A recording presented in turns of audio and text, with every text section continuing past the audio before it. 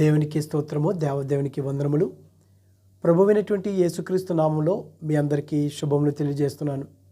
ప్రియ సహోదరి సహోదరుడా, దేవుని యొక్క వాక్యాన్ని మనం వింటున్నాము. దేవుని యొక్క ఆ రాజ్యముల గురించి, ఆ మర్మాల గురించి మనం వింటున్నాం. కానీ వాక్యాన్ని అనేక మంది వెదజల్లుతున్నారు.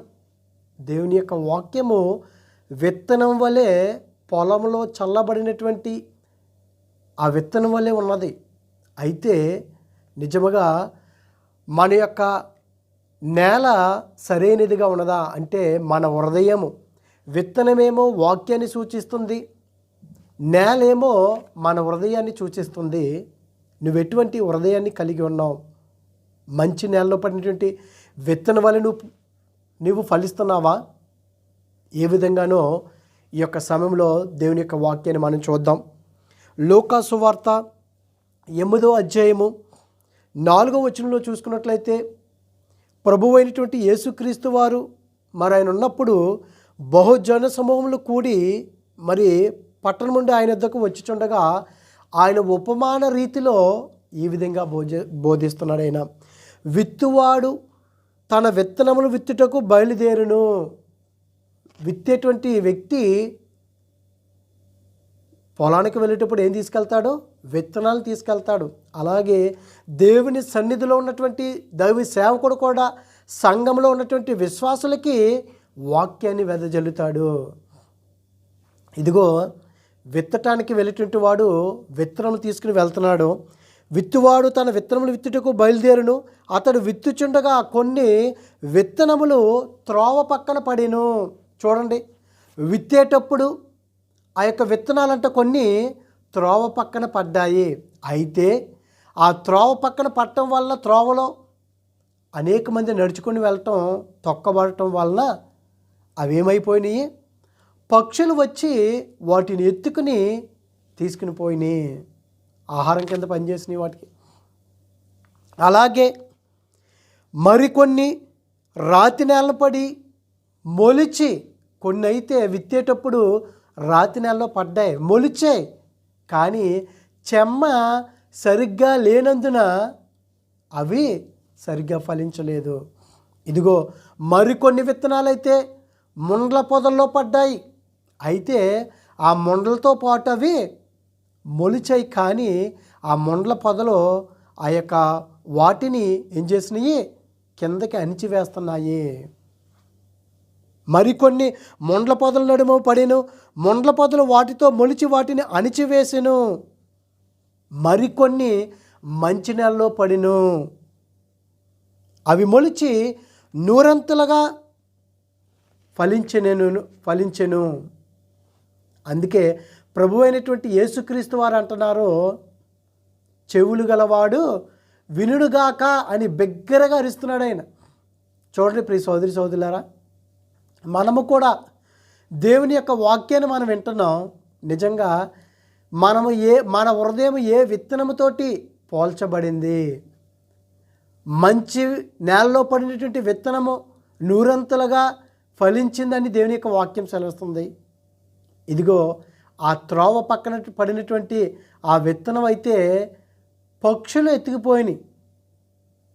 రాళ్ళలో పడినటువంటివి చెమ్మలేదు. చూడండి ప్రియ సోదరి సోదరుడా, మన హృదయం కనుక నిజంగా సరైనదిగా ఉండినట్లయితే, మనలో వాక్యం ఉన్నప్పుడు అది ఫలిస్తుంది. ఫలించకపోయినట్లయితే మనం ఏమైపోతాం? మన హృదయంలో నుంచి వాక్యాన్ని సాతానుడు ఎత్తుకుపోతాడు. చూడండి, ఇక్కడ శిష్యులు ఈ యొక్క ఉపమాన భావం ఏంటని అడిగినప్పుడు, ఇదిగో ప్రభువారు అంటున్నాడు, దేవుని రాజ్య మర్మములు ఎరుగుటకు మీకు అనుగ్రహింపబడి ఉన్నది. ఇతరులైతే చూచియు చూడకయు వినియు గ్రహింపకయు. అనేక మంది చూస్తున్నారు, చూడకుండా ఉండినట్లు వారు ఉంటున్నారు, వింటున్నారు, వారిలో గ్రహింపు లేదు. అందుకే ఆయన అంటున్నాడు, ఇదిగో వారికి ఉపమాన రీతిగా బోధింపబడుచున్నవి. ఈ ఉపమాన భావమేమనగా, విత్తనము దేవుని వాక్యము. చూడండి, ఇక్కడ విత్తనం ఏంటంటే దేవుని యొక్క వాక్యము. ఆ నేల మన యొక్క హృదయము. ప్రియ సోదరి సోదరుడా, దేవుని యొక్క వాక్యం చాలా విలువైనది. అది మనలో ఫలించాలి. ఇదిగో, త్రోవ ప్రక్కన నుండి వారు వినువారు కానీ నమ్మి రక్షణ పొందకుండానట్లు అపవాది వచ్చి వారి హృదయంలో నుండి వాక్యం ఎత్తుకుని పోవును. ఈ ఈ ఇక్కడ చూసుకున్నట్లయితే త్రోవ పక్కన పడినటువంటి వారు ఆ వాక్యము వారిలో పడతాది, కానీ వింటారంట. వినువారు కానీ నమ్మి రక్షణ పొందరంట.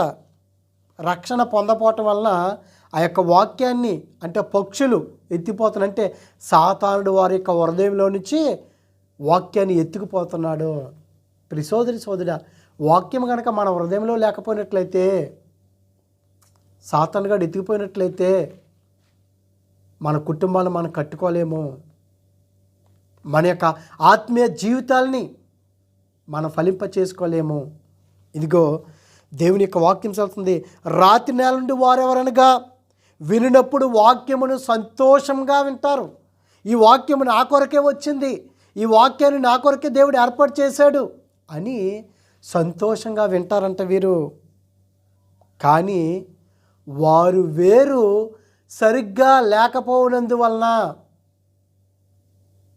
వారి హృదయంలో వాక్యము సరిగ్గా నాటుకోకపోవటం వలన వారిలో వేరు సరిగ్గా లేదు. అందువలన కొంచెం కాలము నమ్మి ఏదైనా ఒక శోధన వచ్చిందంటే, ఒక ఇరుకు వచ్చిందంటే, ఒక ఇబ్బంది వచ్చిందంటే వారు ఏమైపోతారో ఆ విశ్వాసం నుంచి తొలగిపోతారు. మనం చూస్తూ ఉంటాం కదా, దేవుని సన్నిధిలోకి వస్తారు, నమ్ముతారు, కానీ ఏదైనా ఒక శోధన వచ్చినప్పుడు మాత్రం దేవుళ్ళలోంచి వారు తొలగిపోతారు. రాతి నేలలో పడినటువంటి విత్తనం వల్ల వారు ఉంటారు. ఎందుకంటే వారిలో వేరు లోతుగా లేదు. వాక్యం అనే వేరు వారిలో లోతుగా ఉంటే ఎన్ని శ్రమలు వచ్చినా, ఎన్ని ఇరుకులు వచ్చినా వారు భయపడిపోరు. ఇదిగో, మొండ్ల పొదల్లో పడినటువంటి విత్తన పోలు వారు ఎవరనగా విని కాలము గడిచిన కొలది ఈ జీవన సంబంధమైన విచారముల చేత, ధనభోగముల చేత అణచివేయబడి, ఇదిగో ఈ జీవిత సంబంధమైన విచారముల చేతను, భోగముల చేతను అణచివేయబడి పరిపక్వముగా ఫలింపని వారు, సరిగ్గా ఫలింపనటువంటి వారు, ముళ్ళ పొదలో పడినటువంటి వారు అణచివేయబడతారు. ధనము చేత, ఈ జీవన సంబంధమైనటువంటి భోగముల చేత వారు అణచబడతారు. వారు సరిగ్గా ఫలించలేరు. చివరిగా చూసుకున్నట్లయితే మంచి నేలను పడు విత్తనము పోలు వారు ఎవరనగా యోగ్యమైన మంచి మనసుతో వాక్యమును విని దానిని అవలంబించి ఓపికతో వారు ఫలిస్తారు. చూడండి ప్రియ సోదరి సోదరులారా, క్రైస్తవులు అనగానే ఓపిక ఉండాలి. మనలో ఓపికతో ఫలించాలి. అంతేగాని దేవుళ్ళలోకి వచ్చిన వెంటనే ప్రార్థన చేస్తే, లేకపోతే నేను రక్షణ పొందేస్తే నా యొక్క సమస్యలన్నీ వెళ్ళిపోతాయి అని మనం అనుకుంటున్నామేమో. కాదు ప్రియ సోదరి సోదరులారా, నువ్వు సమస్యలు, నీ ఇరుకులు, నీ ఇబ్బందులు, ఎన్నో కష్టాలు, ఆటుపోట్లు తట్టుకుని నువ్వు జీవించాలి. ఇదిగో ఓపికతోనంట మంచి నేలలో పడినటువంటి వారు ఆ విత్తనము ఓపికతో ఫలిస్తారు. వాక్యాన్ని వింటారు. ఎన్ని శ్రమలు వచ్చినా, ఎన్ని ఇరుకులు వచ్చినా వారు ఓపికతో తట్టుకుని ఉంటారు. ప్రియ సోదరి సోదరులారా, ఇదిగో ఈ లోకంలో మనము కూడా, నీ హృదయం ఏ విధంగా ఉన్నది? మంచి నేలలో పడినటువంటి విత్తనం వల్లే ఉన్నదా, లేకపోతే ఆ యొక్క త్రోవలో పడినటువంటి విత్తనం వల్లే నీ హృదయంలో వాక్యం పడుతుంది కానీ సాతానుడు వచ్చి ఎత్తుకుపోతున్నాడు? నీ హృదయంలో వాక్యం పడుతుంది కానీ నీలో వేరు సరిగ్గా లేదు. నువ్వు బలంగా స్థిరమైనటువంటి విశ్వాసగానే ఉండట్లేదు. ఇదిగో, ఒకవేళ లేకపోతే నీలో వాక్యం పడుతుంది, నీ హృదయంలో ముండ్ల పొదల వల్లే ఉన్నదేమో. ఇదిగో ఈ యొక్క ధనము చేత, ఈ ఇహలోక సంబంధమైనటువంటి వాటి చేత నువ్వు అణచబడుతున్నావేమో, దేవుల్లో నువ్వు ఎదగలేకపోతున్నావేమో. ఒకసారి నిన్ను నువ్వు పరీక్షించుకో. ఒకవేళ మంచి నెలలో పడినటువంటి విత్తనం వల్ల నువ్వు ఫలించినట్లయితే ఓపికతో ఫలిస్తారు.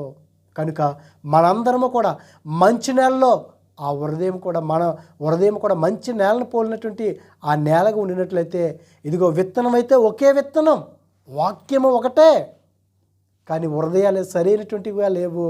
మొండ్ల పొదలో, రాతి నేలలో ఇదిగో త్రోవ పక్కన మనల్ని మనం పరీక్షించుకుందాం. మంచి నేలలో పడినటువంటి విత్తనం వల్లే మనం ఫలిద్దాం.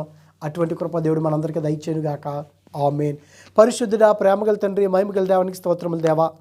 ఇదిగో తండ్రి, మంచి నేలలో పడినటువంటి విత్తన ప్రభు ఏ విధంగా అయితే ఫలిస్తుందో ఓపికతోటి ఆ విధంగా మమ్మల్ని ఫలింపచేయమని.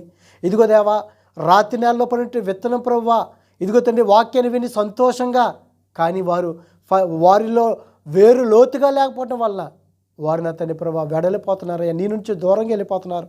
ఆ విధంగా కాకుండా నేను అంటు కట్టుకుని మేము జీవించడం మాకు సాయం దయచేయమని. అనారోగ్య బిడ్డలకు ఆరోగ్యాలు దయచేయండి. ఇరుకుల్లో, ఇబ్బందుల్లో, శోధనలో, సాతాను బంధకంలో శాంతి సంబంధం దయచేయమని, నీ కృపలో మమ్మల్ని భద్రపరచమని క్రీస్తు నామమున అడిగిన పరమ తండ్రి. Amen, amen. God bless you all.